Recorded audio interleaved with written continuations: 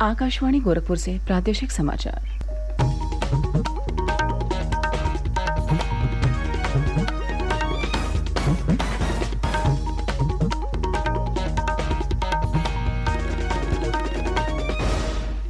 नमस्कार, समाचार बुलेटिन के साथ में शिवानी अरोरा। पहले मुख्य समाचार। मुख्यमंत्री योगी आदित्यनाथ ने बिजनौर में 235 करोड़ रुपए से अधिक लागत की विकास परियोजनाओं का लोकार्पण और शिलान्यास किया। कहा, डबल इंजन की सरकार युवाओं को रोजगार और अन्य सुविधाएं उपलब्ध कराने में कोई कसर नहीं छोड़ेगी। मुख्यमंत्री योगी आदित्यनाथ ने मुरादाबाद मंडल के विकास कार्यों और कानून व्यवस्था की समीक्षा की। कहा, केंद्र और प्रदेश सरकार की योजनाओं का लाभ बिना भेदभाव के हर वर्ग तक पहुंचाया जा रहा है।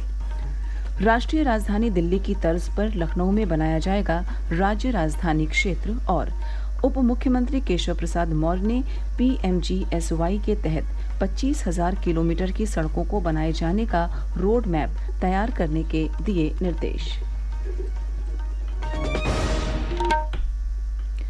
अब समाचार विस्तार से।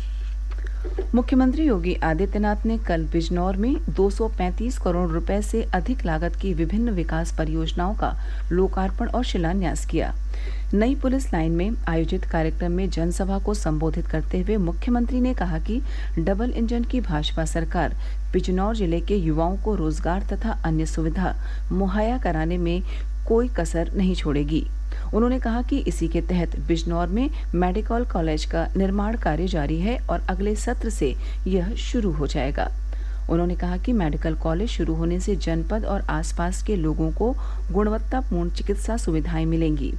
मुख्यमंत्री ने कहा कि राष्ट्रीय अपराध रिकॉर्ड ब्यूरो ने भी माना है कि पिछले 5 वर्षों में उत्तर प्रदेश में कानून व्यवस्था की स्थिति में व्यापक सुधार हुआ है। इससे प्रदेश में नया निवेश आ रहा है और राज्य निरंतर प्रगति के पथ पर बढ़ते हुए नए कीर्तिमान स्थापित कर रहा है।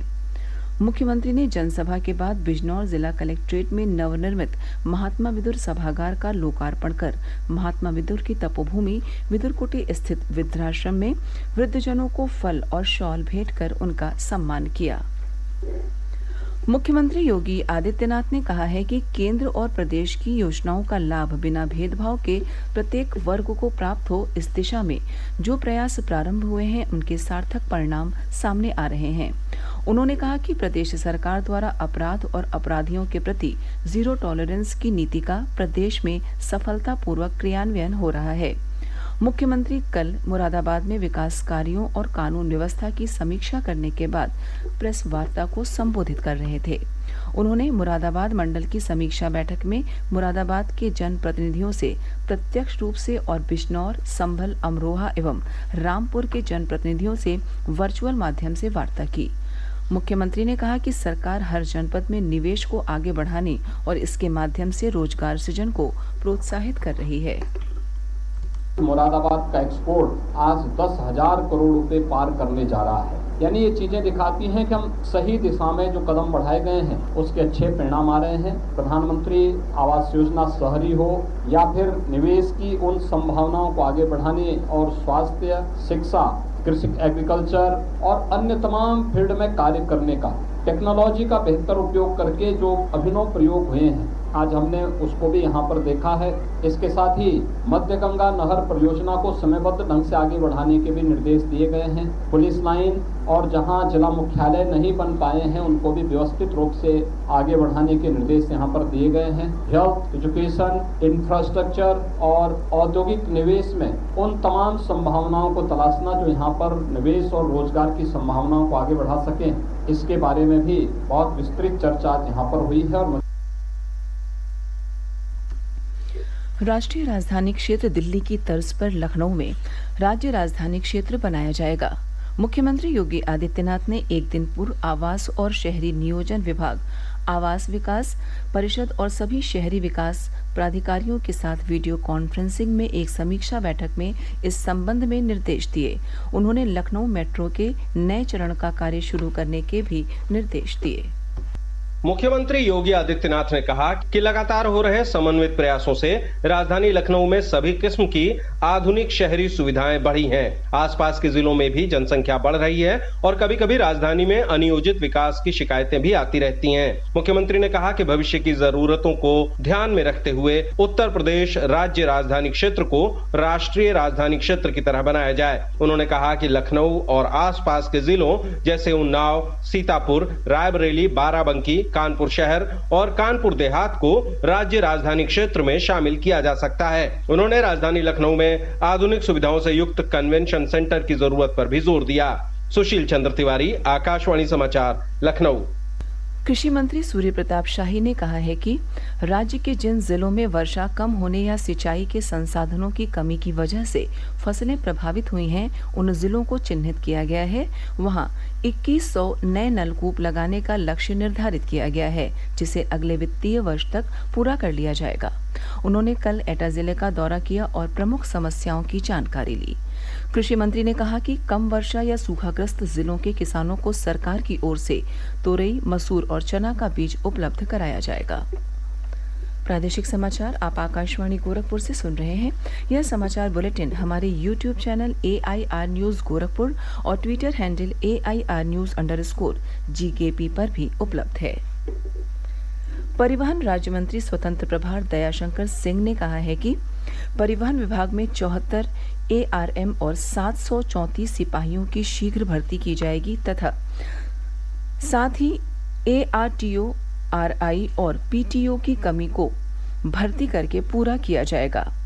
परिवहन राज्य मंत्री कल जौनपुर जिले में एक विद्यालय में आयोजित 3 दिवसीय निशुल्क स्वास्थ्य शिविर का शुभारंभ करने के बाद मीडिया से बात कर रहे थे।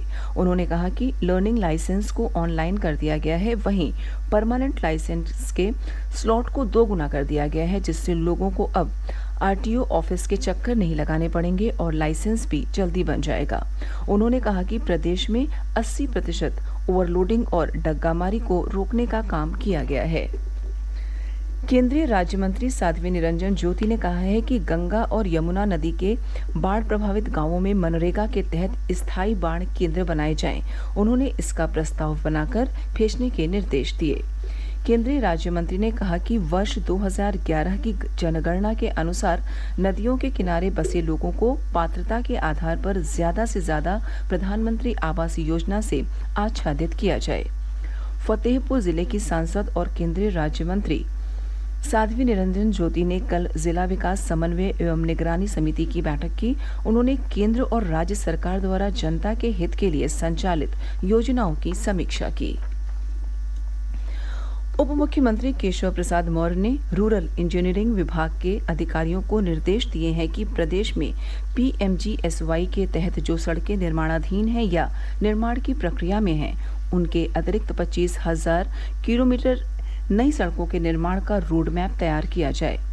श्री मौर्य ने कहा कि PMGSY के तहत 5 किलोमीटर से कम दूरी की सड़कों के निर्माण के लिए भी प्रस्ताव तैयार कर ग्रामीण विकास मंत्रालय को भेजा गया। उप मुख्यमंत्री ने कहा है कि इससे ग्रामीण क्षेत्रों में आवागमन की और बेहतर सुविधा उपलब्ध हो सकेगी। श्री मौर्य ने निर्धारित अवधि के बाद सड़कों को संबंधित विभाग को हस्तांतरित करने के भी निर्देश दिए हैं। उन्होंने कहा कि निर्मित मार्गों के किनारे वृहद वृक्षारोपण कराया जाएगा। मुख्य सचिव दुर्गाशंकर मिश्र ने कल लखनऊ के Atal Bihari Vajpayee scientific convention centre में KGMU और IIT कानपुर के SIB शाइन कार्यक्रम का उद्घाटन किया। मुख्य सचिव ने school of international biodesign, synergising health, innovation and entrepreneurship यानी SIB शाइन में चयनित 9 छात्रों को नवरत्न की उपाधि प्रदान की। इस अवसर पर उन्होंने कहा कि आगामी वर्षों में SIB शाइन में बड़ा बदलाव तथा नई ऊर्जा देखने को मिलेगी। प्रदेश सरकार में पूर्व ऊर्जा एवं परिवहन मंत्री और हाथरस से पूर्व विधायक रामवीर उपाध्याय को कल अंतिम विदाई दी गई। उनके पार्थिव शरीर को उनके पैतृक गांव बामौली लाया गया, जहां उनके बेटे चिरागवीर ने उन्हें मुखाग्नि दी। उनके अंतिम दर्शन के लिए बड़ी संख्या में लोग पहुंचे थे। रामवीर उपाध्याय की काफी समय से गंभीर बीमारी से पीड़ित थे और उनका उपचार चल रहा था।